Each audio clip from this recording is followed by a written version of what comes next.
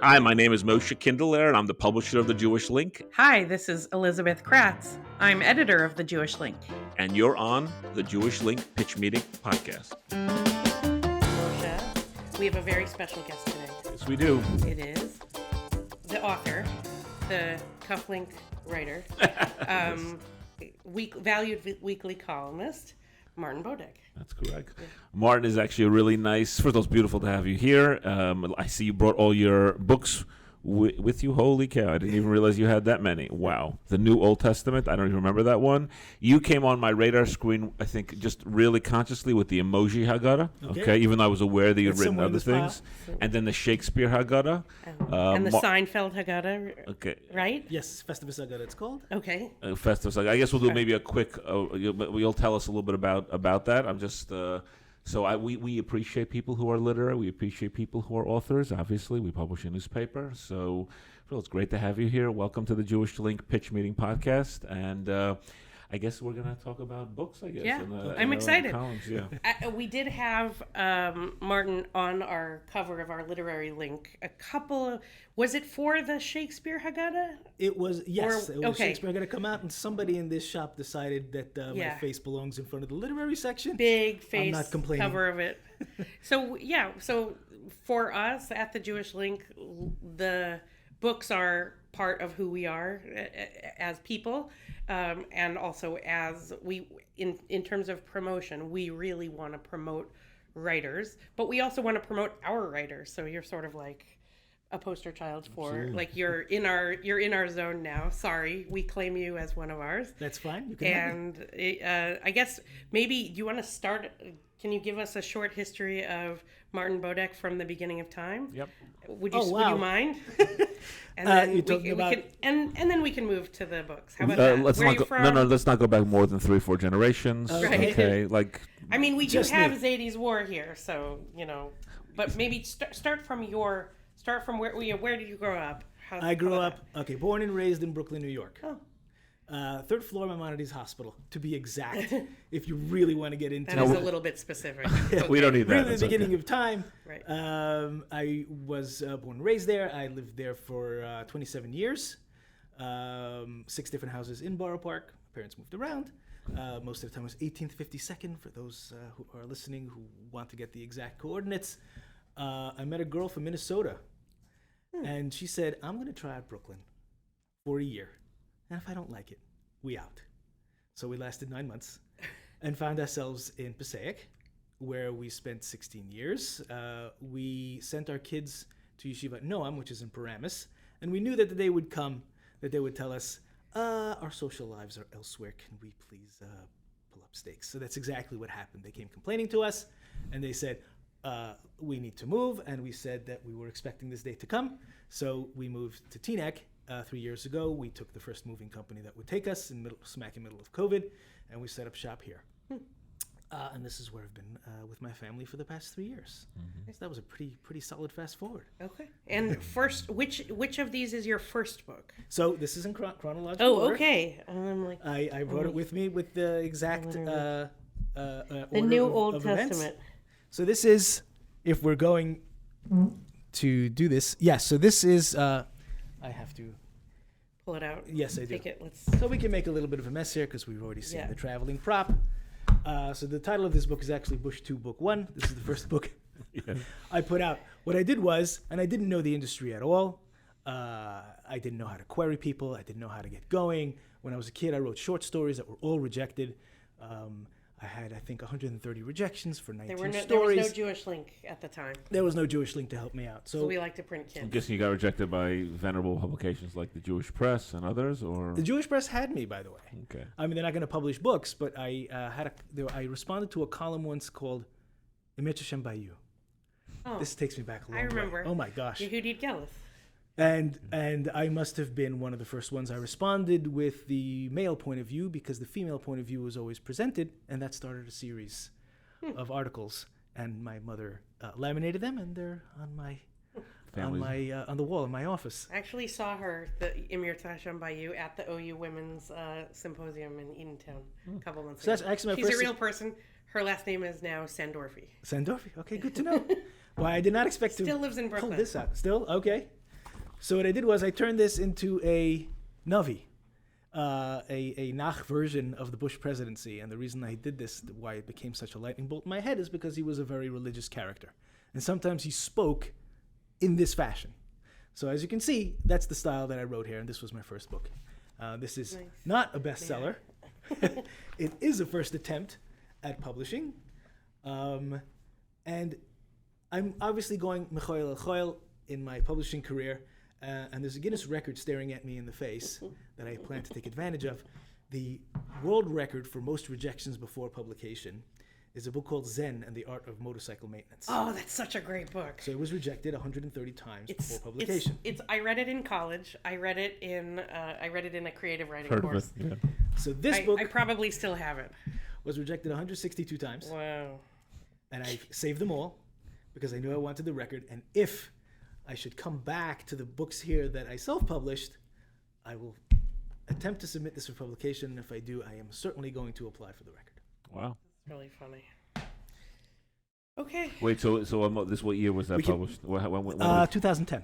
and That's when I started. You always saw yourself as kind of like just writing was a pastime, and I just keep you up. What you like? How do you see it as writing a hobby? Writing was like whenever you weren't paying attention at work, you'd focus on writing. How did? And also, what do you do at work, by the way? Yeah, is this what you do? This is not what I do. Okay. This is what I do from 5 to 9. Oh, wow. 9 to 5 is what I usually do. Okay. Meaning between 5 p.m. and 9 a.m. Correct. Got it. Okay. Especially when everyone's sleeping. That's when I get to work. Christopher Hitchens said, "A writer is what I am rather than what I do." So it is what I am. I've always wanted to be one as a kid. I've always told people that writing is the one thing that if you admire the craft, you're already halfway there. Just because I like a band doesn't mean I can play guitar. Just because I like what's coming out of the kitchen doesn't mean I'm a chef. But they say that if you read well and you read a lot, you're already halfway to being a writer.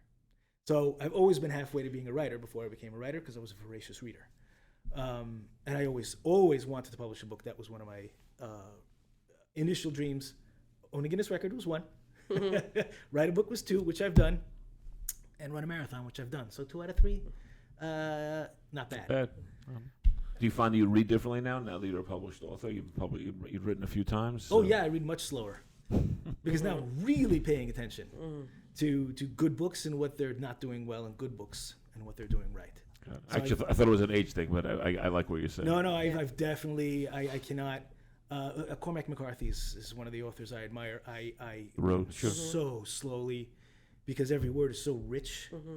And there's sometimes I just, Child of God, for example, I've read that a couple of times and I can't get past the first 2 pages. It's the best writing in the world. And that's generally the way I read now. It's just I really take my time, absorb everything, and try to channel it into whatever else I'm doing. So do you read any periodicals? Not much. It's mostly books. Okay. Books. That's your zone.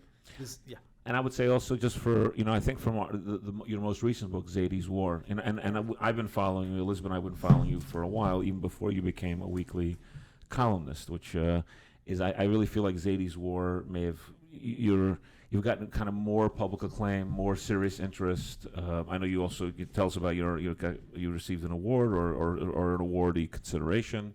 Tell us a little about Zaidy's War and the latest. So I feel like it's been a kind of a different than your prior ones. So all of this has been a lead up to this.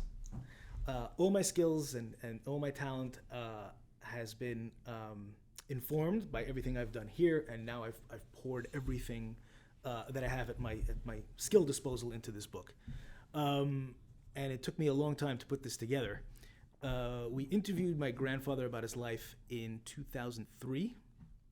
And it sat on the shelf for a while because, as we mentioned, this is 2010. So when we collected his story, my mother and I, on VHSs, I wasn't a writer.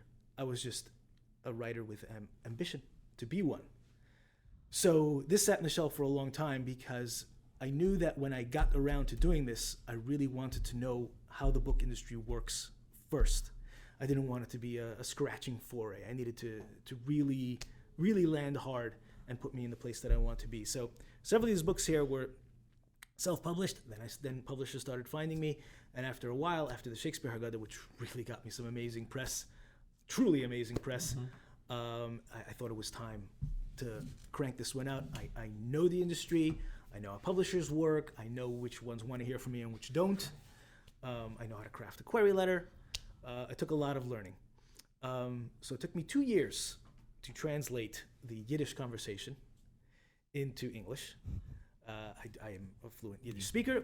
We interviewed my grandfather in Yiddish. You grew up in a Yiddish-speaking household? Yep. If you really want to go into my past, so this is a person who comes from Babov. I was in Babov for elementary school before switching to Torah Vodas, and then I married a modern Orthodox girl. So you've gone almost the full spectrum. The full gamut. Hasidish to Passaic to Teaneck. Yeah.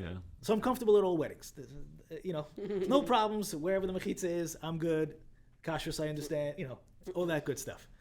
And then the acclaim and accolades and attention that I really wanted to garner for this book has come, because I put all my koiches, that's the Yiddish word, all my strength and powers into it, and it's paid off at the proper time. I picked the right time to publish this book. And I really like the subhead, which is, so the book's titled Zaidy's War, 4 armies, 3 continents, 2 brothers, 1 man's impossible story of endurance. It's like there's like a lot of info in there. This was actually an 11th hour add-on by the publisher. Really? I was perfectly happy. You can see the cover. The cover is my design, and it represents my grandfather's journey from Romania to the U.S. And I was perfectly happy with the way this looked without the subtitle here. But she said, we need a subtitle. Okay. It's like, oh, okay. Elizabeth, you hear that? They need a subtitle. Yeah. We have a running battle whether or not should there be subtitles on the cover, or should there not be? We do mostly. I'm a big subtitle fan, but there are some people on our staff, hint, who are not so pro subtitle. But I think that they're valuable. It's whether you need to qualify a title with more information. So sometimes you do. Mm-hmm. And apparently so did your editor. Yes. But yeah. It was. And what I did was I came up with 10 prospective subtitles. I sent it off to my cousins, who were very interested in the story, because it's the story of the grandfather. And the one here is the one that got the most votes. And each piece represents another chunk of the story. Right. The word endurance is there because the publisher was tired of having resilience, quote unquote, on all her covers. She's like, use anything but resilience. Got it. Use that, overuse that, use that to death. So I went with endurance, and it does add a little more oomph to what's being explained here. Right. Yeah. There are words and phrases that go in and out of fashion with publishers. I remember that happened with the word grit. Grit. Okay. Yeah. That about 5 or 6 years ago. Everything was about grit.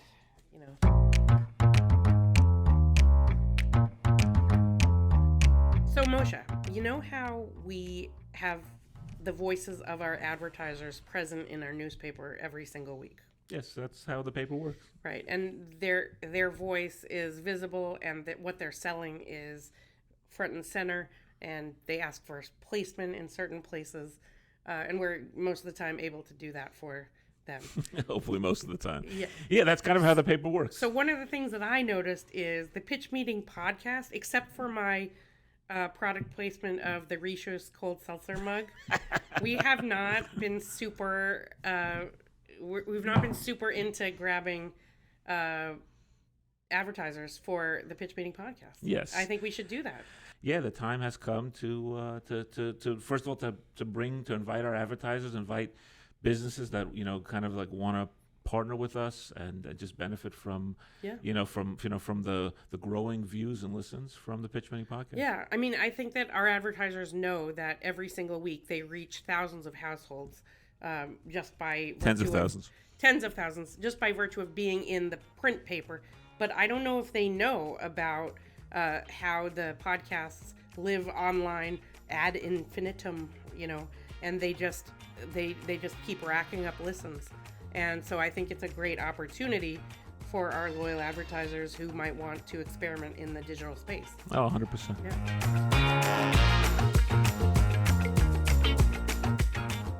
For our watchers, listeners who don't know, tell us a little about. Just give me the highlight of Zaidy's War. I mean, he was not your typical Shoah survivor. Just tell us a little bit about your grandfather, your Zaidy.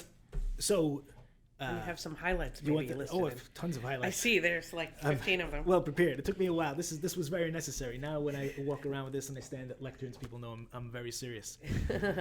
So, Yes, those the post-its always indicated. Yes. so we can do this visually and just talk about the journey and how we got to 4 armies, because that's the piece that people stop and gape at. Like, what is that? 4 armies. This is the catch that has people pull it off the shelves. So very briefly, if you like, because there's a lot to discuss. He was a young man growing up in Romania, and he got drafted into the army, just like anybody would at the time. I actually was very curious because at Q&A sessions at book talks, people ask me about how this draft works. I looked this up. There are 193 countries in the world. 103 have mandatory drafts, and 90 don't. And just it's an interesting little factoid. Like, people think, oh, I'll go to Israel, I get drafted. I heard in South Korea they have a draft. No. 103 countries in the world actually do this, and the rest don't. Interesting to know. So Romania at the time was a mandatory draft. So as an 18-year-old, he was summoned. This was in the 30s? This was in 1939. Yeah. So war was raging, war was impending. So he got a summons via telegram. And he showed up for work. He was a Jew, and so therefore he was not allowed to bear arms. So the Jewish contingent did menial labors, and they built infrastructure like roads, airport tarmacs, scaffolding, and such. Once the year was up, he was sent home, and you think he was done. But in early 1940, I think it was, and people can correct me if they want, Hungary annexed a portion of Romania. Whether that was done willingly, whether it was not willingly, begrudgingly, not begrudgingly, also debatable, but that's what happened. What was his first language? Romanian? First language, my grandfather spoke, I think, 6 languages. I couldn't even enumerate. But the what first they are. language was probably Romanian. Second language was Yiddish. probably Romanian. No, Yiddish. Oh, Yiddish. Yiddish? Okay. Yiddish, Romanian. He spoke Russian, English, and Czech. There's a lot of Czech. There's a lot of Czech phrases in this book that I still don't have proper translations for. So it was very much, in his case, like jury duty. When you switch towns, they'll find out that you did so, and they'll summon you. So that's exactly what happened. So now that his area was part of Hungary, and he was actually a Hungarian citizen, they sent him the same telegram again, and this time he was 19 years old, and reporting back for duty to do the same exact thing he did before. And obviously being beaten for the privilege as well, because he was the Jewish person among this corps. While he was in service to the Hungarian army, so far we have 2 out of the 4 armies so far in this grand World War II adventure. One day the Nazis show up in this labor camp, and they selected the best, halest, strongest amongst the crew. And my grandfather did not know what this was for, but he was loaded into a truck convoy and taken to somewhere, and he just did not know where he was going. At the same exact time, the Hungarian army now had a problem. They have several missing people in their staff, so they have to notify the parents. So the policy at the time, and this is probably a policy for most armies around the world, when your loved one is moved in the field, in the battlefield or whatever, or even just pushing papers or whatever, they will let people know at home. So there was a way of coding whether he has arrived safely or if he was killed in action. If your loved one arrived safely, the telegram will say he has arrived safely.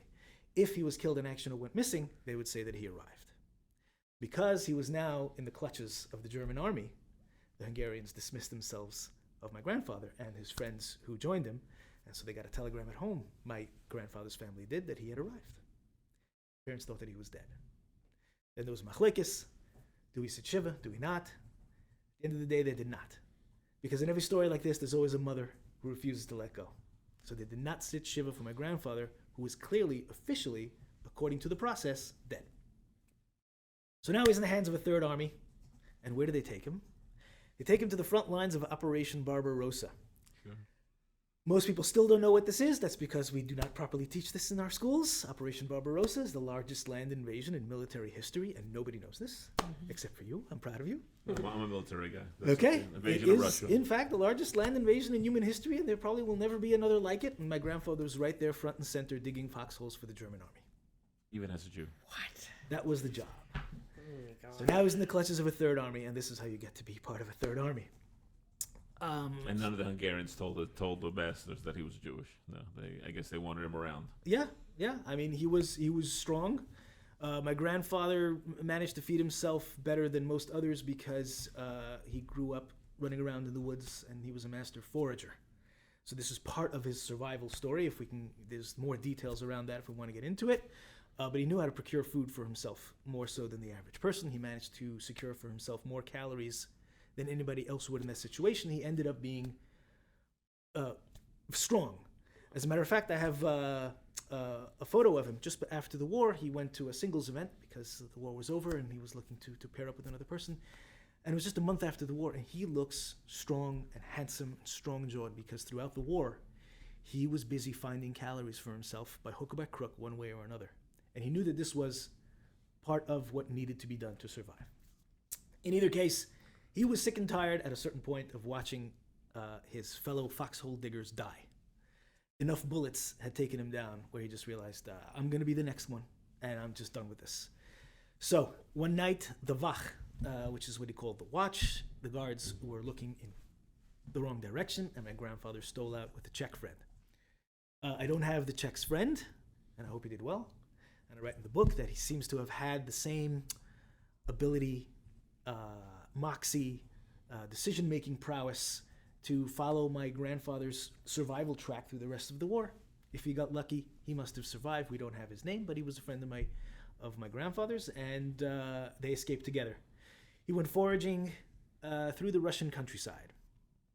And one day, as he was rummaging through a garbage can for whatever scraps he could find inside of it, he picked up his head and found himself staring down the barrel of a gun. And it wasn't just one barrel of a gun, it was several. It was several Soviet soldiers who were rounding up people who were scrounging for scraps all around the neighborhood and shipped them off to a military camp. So now he is in the clutches of Army Number 4. Wow. He's eventually moved from this military camp to a military camp near the Arctic Circle in an area called Kirovsky Oblast, and the camp is called Khinor. And I have a pretty good idea where it's located because he was in a spot where his job here was to fell trees and send them into the sawmill, which travels down the Volga River to Moscow, where it's packaged and sold to fund the rest of the war. So I have a pretty good idea of where that spot is on the map. Towards the end of the war, he still wasn't fully absorbed into the Fourth Army, but that happened because Russia, as we know, as now as well, was running out of men and guns. So they decided that we're going to reach out to the slave corps that we have working for us, and we'll tell them, we need men to break the back of the German army. Whoever wants to sign up, you can start basic training, and the reward is that we'll free you. So I thought this is a great idea. So he went from slave labor to the Russian army. It was like Gladiator. Whoa. He went from king of his world to slave, back to private, which is what he graduated with. He graduated with his marks as a sniper. Wow. And he became, I think the word is Radovoy, which is private in Russian. And he was Radovoy Ben-Zion Malik. And this is an endurance story. It's I see why they didn't pick resilience. Exactly. Resilience is like, let me just recover. He's like, no, give it, let's survive this. I'm covering over all the So unbelievable good. other details. I'm just talking about the four nail armies biter. bit. And also, we know you're here, so Yes. we already know the outcome. we know the outcome. The outcome And is he had grown fantastic. he missed something. He had grown up in an Orthodox family. He had grown up in what kind of family did he grow up in? Yes, we'll get that in a second. Let me just describe the last bit, and then we'll talk about his parents. So he signed up, and on May 5th, 1945, he was sent out to the front lines to the Battle of Berlin. You're a battle guy, you know exactly what that is. Oh my God. So he was not only in the largest land invasion in human military history, he was at the last battle of World War II. Wow. So the convoy went and crossed over Germany, which is why it's on this flag, because he did cross the border to get there. And once over the border, the convoy stopped, and my grandfather was ready literally to kill. But instead, the namchalnik, he calls it, and I still don't know which language that is, but the corporal or general or commandant or whatever, announced on his bullhorn that Germany had surrendered. It was May 8th, 1945. My grandfather said he doesn't even know where the vodka came from, but came out it did. And he said in Yiddish, "Sigavena Yontiv," it was a holiday, and everyone got back into their trucks and went back to camp. And that's how he gets to serve for armies, and we can get to his 1,600-mile walk in a few minutes if you'd like, but first you want to talk about his family. Back to Romania? Back to Romania, where it started. So yes, it was an Orthodox family. His father was a Rebbe, and his mother was a homemaker, and he loved to learn, and that was basically his life. He spent more time with his father learning and with his mother in the kitchen than he did playing around with friends. So he became a masmid as a result. He finished Shas 14 times. That's an excellent fast forward to get to.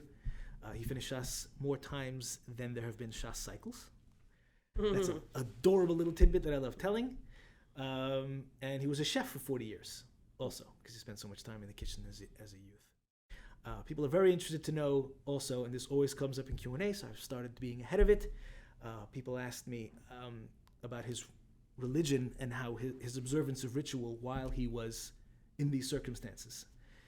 So I remember asking him, and I've preserved it in this book because the second half of the book is the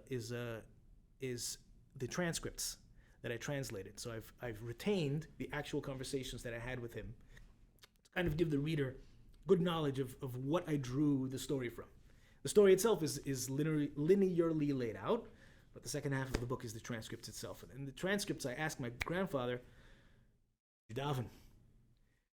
Did you anything? When a yontiv, when a holiday came around, did you manage to observe anything?" So he looked at me squarely and he goes, "Daven, I'm trying to survive.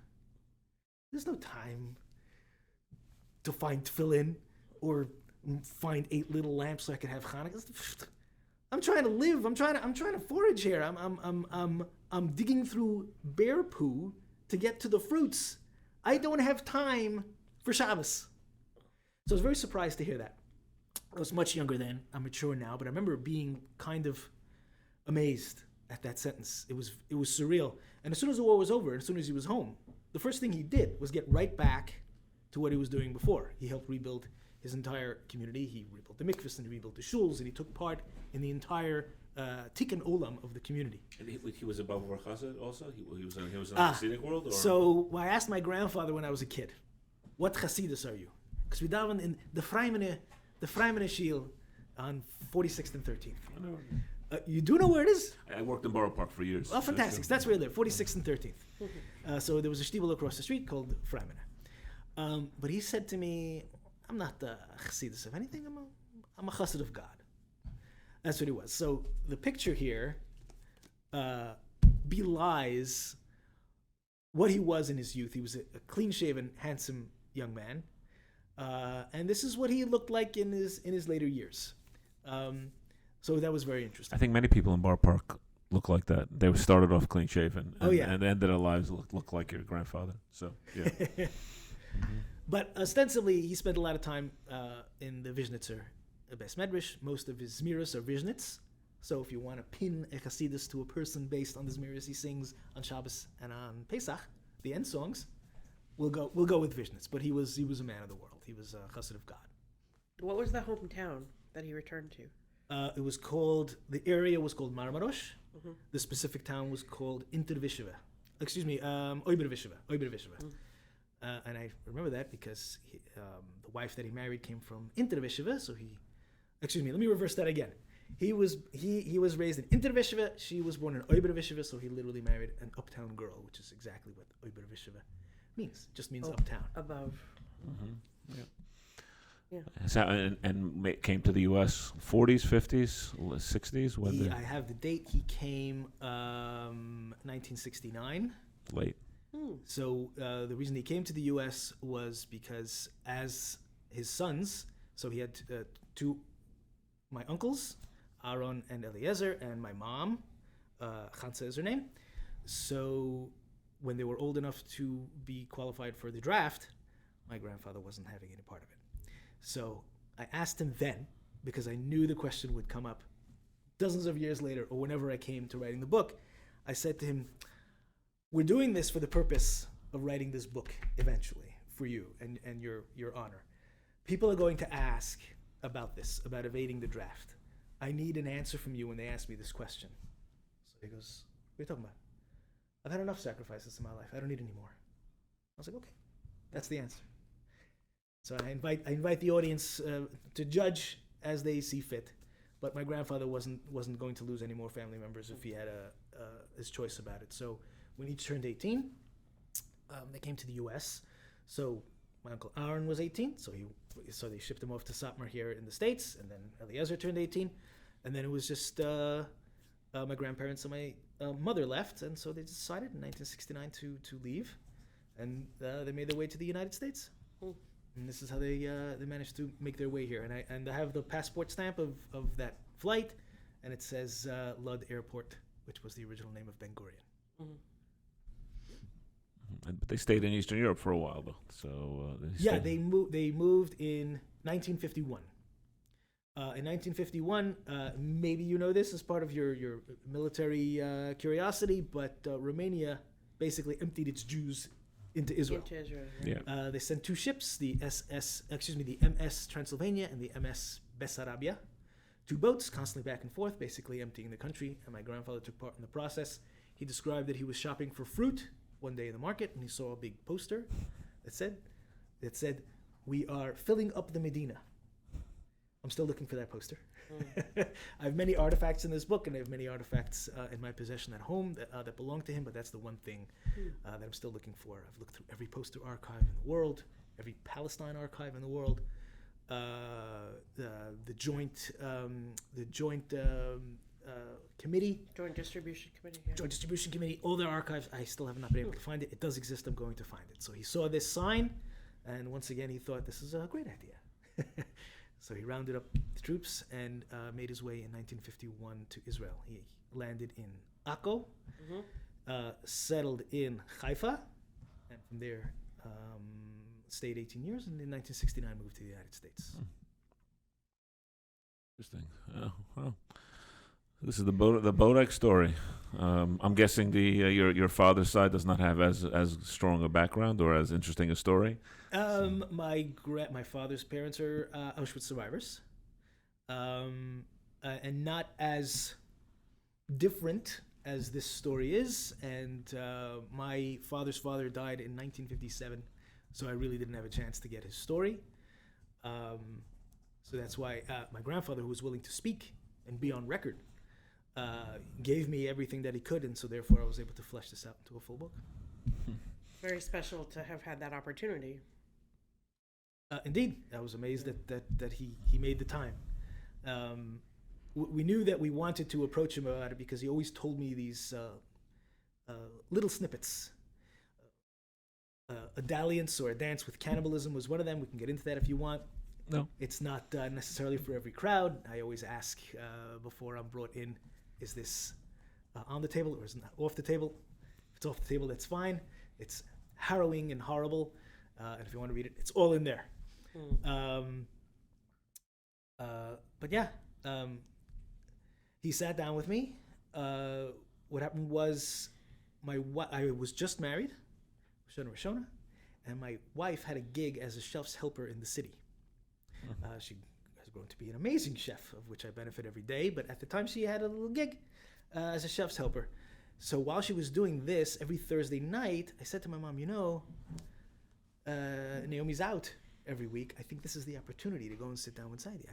I could go and hang out with the boys and do silly things, or I could finally get this story from Zaidy. So that's exactly what we did. So we sat down with him for several successive Thursday nights, and I don't remember why. I remember it was Thursday nights. And we stopped once he started repeating himself. And there were several passages that was like, there's nothing new here. So I remember in the middle of the conversation with my grandfather, who's on the same story for the fourth time, I said, I think we got it all. So we coaxed my grandfather into wrapping up what he was saying, and we said, Zaidy, I think we got it. It'll be a story one day. Yeah. One day. How old was he at the time? 83. Oh, wow. 83. He passed away at 95. Wow. Yes. So in the last, he passed away in the last 10 years, 10 years ago? Yeah, something like 9 that? years ago. 9 years ago. Okay. Wow. And when I read Zaidy's War a little bit, I've read most of it actually. I thought you'd be talking about his war, not just World War II, but also his war, meaning the broader war, the war to survive, the war to thrive. I thought it was like kind of a broader term. So You can interpret that as for the rest of his life. If you read the book, you know that he had a lot of guts, moxie, in earning himself a living. I mean, he just have conversations with anyone and just look for opportunities anywhere he could find it. He was one of the first 3 employees of 47th Street Photo. wow. Which is another little tidbit to throw in, and like these little factoids caused my wife to say one day, in exclamation, Zaidy's like the Forrest Gump of World War II. And I was like, you know what? That's right. That's right, he was. He was everywhere. Land battles, first employees in several different kinds of places, just everywhere. So let's talk a little about. I know you've been posting a little bit about where you've been. Places you've been invited. I think, have you been a scholar in residence or just a speaker? We'll get to scholar in residence one day. Oh yeah, or I know you've been kind of out on the. But by the way, your publisher now calls me all the time. Thank you and no thank you, saying to her because basically she now feels that any book with Jewish content needs to be in the Jewish link. Tell her I say hello, by the way. Okay, I certainly will. She now calls us now whenever they're doing anything for her, any of her clients or any of her publishers. I know there was some kind of event you wanted us to come to in January, and I just say we're now fully on her list. Elizabeth, you have not gotten. I don't know if you're on her list. I get some. We get a lot of history. As your genre has expanded from Shakespeare to emojis to history, we're now heavily in the history, in the sights of all the publicists. Okay, fantastic. Particularly Jewish and European history. Yeah. So if I can give a plug to my publisher, Amsterdam Publishers, she is the largest publisher of Holocaust literature in Europe. Yep. And she really gets behind her writers, and she's really active on social media. And every morning, she writes a blurb about every book that's in her stable and posts it up on Twitter. And I sit there and I like them all. Every morning. Wow. Every morning, every single morning. Yeah, I definitely. I want to say she's definitely active. I mean, we work with a lot of publishers, and I've been impressed by her. She really supports you guys, no question. So it's nice to see that you took the time to to develop your skills as a writer before taking on a big story. It's you didn't rush into it. You didn't self-publish, which we see a lot of. You found the right publisher. You took your time with it, so it's exciting, and it seems like you did it the right way. Very.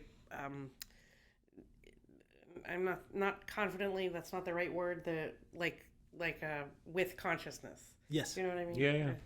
It was very deliberate. Deliberate. Thank you. Okay. And that it was absolutely the plan. Yeah. I appreciate that you appreciate it, but that was exactly what I was doing. So it was all building up to Zaidy's War. Yeah. And obviously, I'll continue with what I've been doing before. I'm working on the next Haggadah. And I do have other ideas for Holocaust literature. It cannot be revealed right now. Haven't you published a Haggadah a year for the last number of years? I've tried. How's that going? Tell us the stats here. Oh, wait a second. Yes, because the Emoji Haggadah was 2019, if I'm not mistaken. So I have 4 in 4 years. Very good. Yeah. And I do intend to have one for next year, so it'll be 5 and 5. Okay. Can you any hints? Oh, I cannot give you any hints. No hints? Are you looking for? Okay, unfortunately, I get you can't hint. But I'm guessing it's going to be creative. So in very much the same way that I took my time before publishing Zaidy's War to make sure that it wasn't embryonic before it was published. So the Haggadah that I have in mind is going to be the culmination of everything that comes before it. Meaning I could not have written it first, because I needed to nail certain modes of joke writing in order to get there. So I'm taking on a very huge pop culture property.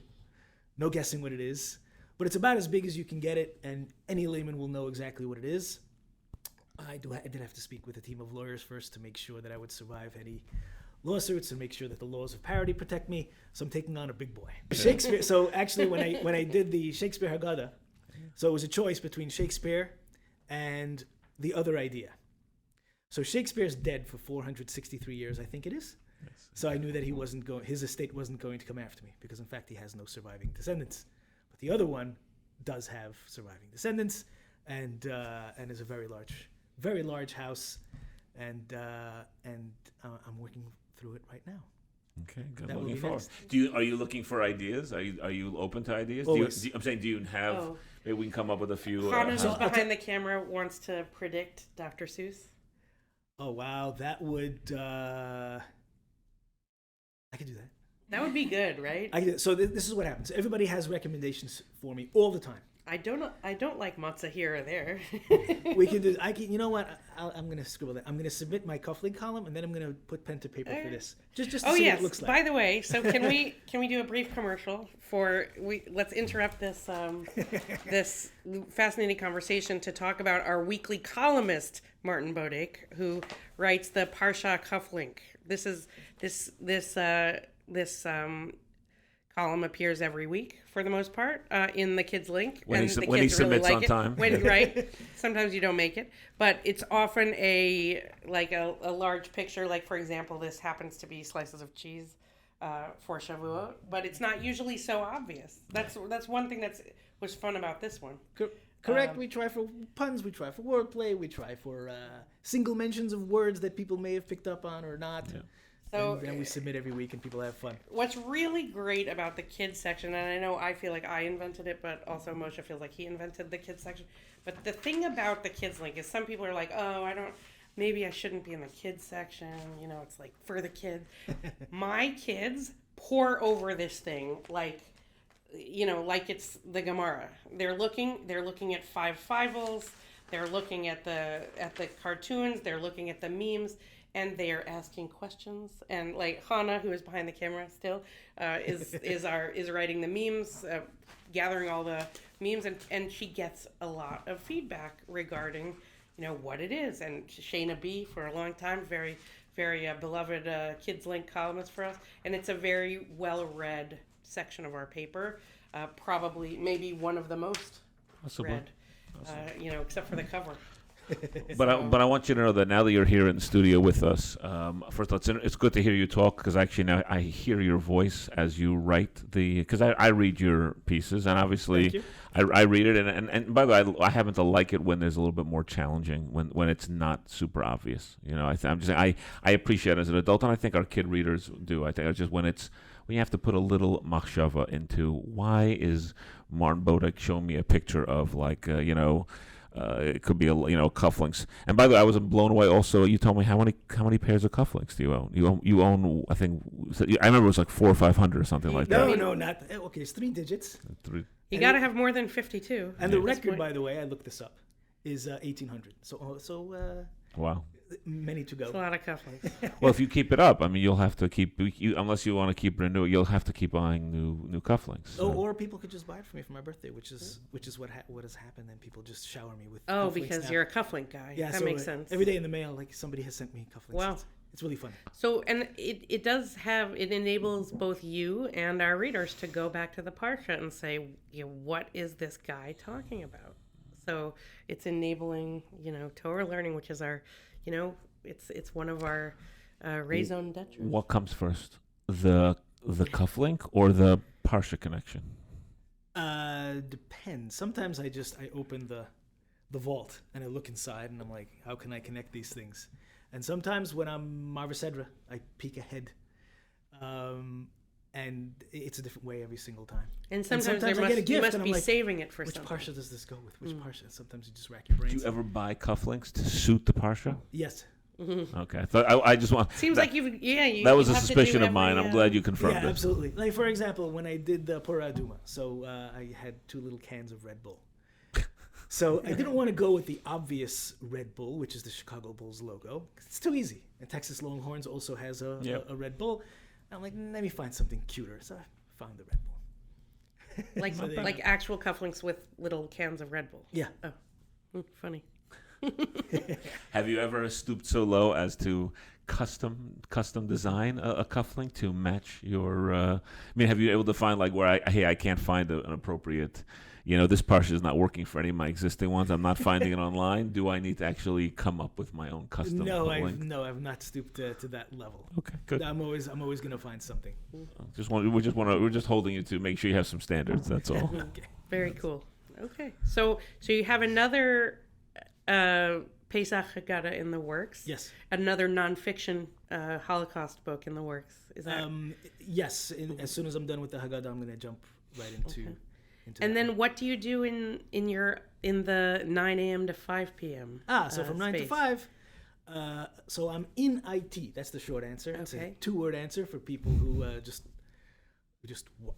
in polite conversations just want to know what I do. The more complicated answer is that I manage 3 global help desks who service internal employees at a major publisher around the world. Oh, so you're already in publishing in a sense. So I'm in publishing. So my publisher will not publish my books. They publish other stuff. So that's what I do. I make sure that they provide excellent service. But you have a sense of being in it, working for a publisher. Do you think it is? Were you looking for a job in the publishing industry? Actually, I was working for an educational institution before this, and I took a small pay cut when I saw there was a publishing company because I knew that it would benefit me in a major, major way, and it has. So I've had several conversations with the president of the company who's given me the proper guidance and has also set me on the path to this production.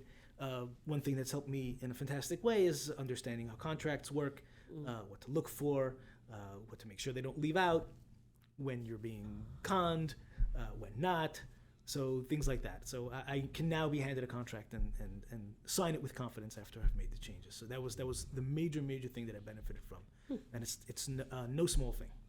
Okay, so you really I think over the last 5-6 years you've become a professional public, not just self-published, but a real live authentic author. I'm really proud of you. And you can put out a shingle and consult with our writers who are also like looking to get on this path. Perhaps. I'm happy to help. I think your knowledge has started to become somewhat encyclopedic. Like you seem like you're not someone who does things halfway. No, it appears. No, absolutely not. Right. You're like, I'm going to write a cufflink column every single week for a year and see what happens. I think we're in our 2nd year, aren't we? We haven't renewed my contract yet for the 2nd year. Okay. Oh, but we could get to that. I have to give credit to my wife, by the way, who motivated me to do this. Right. I originally did it just for my family to stimulate conversation around the Shabbos table, and she said, "You have to take this wider." Well, you were posting on Facebook, I think, correct? I do, yeah. Every week. But she goes, "You have to. You gotta. It's the Jewish link." Right. The it's word your town link paper. is the word link is in there. Contact Kindler. Let them come on. Right. So I did, and here we are. Thank you. That's right. So it's been a great year. We hope you will agree to the contract negotiations such that they are. Wait, but it's been a year, right? I haven't checked. Yeah, it's been a full. We've gone through a full Chamisha Chamisha Torah cycle, correct? Yes. Okay. When we get to Rosh Hashanah. And I missed 1 week, and I don't think anyone noticed, which is good. Right. Yeah, that does happen. It happens to all of us. I know there's another dimension to Martin Bodek, which is, and I know you've had a few injuries, and Elizabeth. Marathoning. Sure. Which is running, which I know is kind of like just a side. Oh, so you say you work 9 to 5, you're a writer 5 to 9. I think you have a new knee or a new hip or both. Yes. A new hip. Brand spanking new. Cool. So I'm saying, when do you have time to run? And also just tell us a little bit about. Do you sleep? Maybe no sleeping. Yeah, it's always been optional. So tell us a little about the running, because as a runner, I'm interested in hearing. I know I'm also looking at you. I'm like, we're kind of like at the same physical level. So it looks like, So we have our mutual friend David Rohr, who always deserves a name drop, and he's a capable columnist in the Jewish Link as well. Very talented. I've been a runner all my life. Started lifting weights at 15. Did that for a long time, and one day I saw Run the New York City Marathon on the side of a bus, and I was like, I can do that. So I did that. What? Just like that? Just like that. And you saw no reason not to do it? I didn't see it. So the 1996 New York City Marathon was the first race I ever ran. Wow. And How old were you? I did not know what I was doing. So you were like what, 20? I was 21. 20, yeah. I just dated myself. Firmly Gen X. Right. I did not know Don't what I was worry, doing. you're among friends. I did not know what to wear. I wore high tops. What? With leg warmers. What?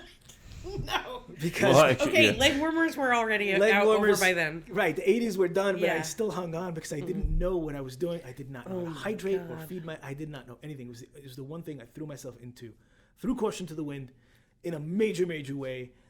No deliberateness. You didn't do any Oy, research. did I suffer? Did you? And you completed it. I completed it, but there was a lot of suffering involved. I mean, I guess when you're 21, you can do stuff like.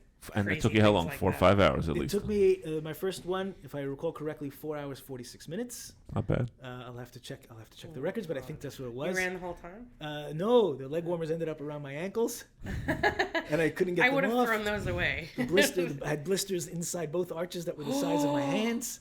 I my had no goodness. clue. I don't think any of the other runners had a clue, because if you look at pictures of runners back in the day, they were all wearing Wristbands. tube socks on Yeah. their hands to keep warm. There was no wick away. There was none of this Yeah. technological wizardry and stuff. People didn't know what they were doing. They had sideburn, their mutton chops to keep themselves warm. Nobody knew what they were doing.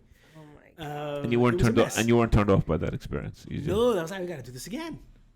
So I did this again and again and again. Oh, my And God. my little tidbit is that I'm the 200th person to complete 20 consecutive New York City marathons, which is very cool. and you missed a few to the injury, I think, correct? So last year I missed it. I had my hip replaced 2 years ago, and I was recovering on a good track, but I had the world's biggest sciatica attack. So I've been injured and a lot, but we're in good shape this year, up to 25, 30 miles a week, and we have 93 or 92 days left to train for the New York City Marathon. And you had no problem signing up. You're able to sign up. Because I've done 15, the New York City Marathon They allow does you. you a favor, and they grandfather you in and let you run. Oh wow, okay. I forgot about that. Interesting. They don't offer it anymore, but since I'm an old timer from the last millennium, they let me keep going. So you're a grandfather, and even you're not a grandfather, or you weren't. Okay, got it. Wow. Wow. Well, it's a bit of a Renaissance man, Well, yes. athlete. I have to Reader. I love guys IT. like you. Also, Yeah. I just love. I like your story, Bubba, to where you are today. But here's why my point is that you didn't put anything behind you. Meaning, it's not just a matter of you can dance at every table. So you still have. I mean, you're still very much in all those worlds. Yeah. Meaning, not many. A lot of people they grow up a certain way. They disdain sometimes, how they grew up, or they disdain the communities they're from. I don't see any of that in Yeah, you. you So- take who you are along with you, and you celebrate everybody. Well, I appreciate that. Thank you. Pretty So- good. Yeah, I mean, my whole life, I bring along with me. It's all me. Yeah, it's good. It's nice to meet someone who's so self-confident and assured Yeah, well, in you an don't- identity. You don't realize it, but just Comfortable. your marathon story actually really underscores everything. The fact that you have Yeah. no idea what you're doing, and we're not dissuaded at all by the fact that it's actually And you're pretty like, crazy yeah. for someone. Side of a bus. No, Yeah. it's the reason why you've been able to write these books. I'm saying it's just to me the marathon story explained everything. I don't know where you must have Yeah. gotten it from, somewhere growing up in Borough Park, your mother, father, or something, and growing up in the Bubba community, or is it just where there's really an emphasis on getting things done, just act on action. I don't know. Yeah, So- I agree. There was I think it was a television show, but it was a phrase before that of people who had a fear factor. The fear factor. It's an idea of having fear against that prevents you from achieving your goals.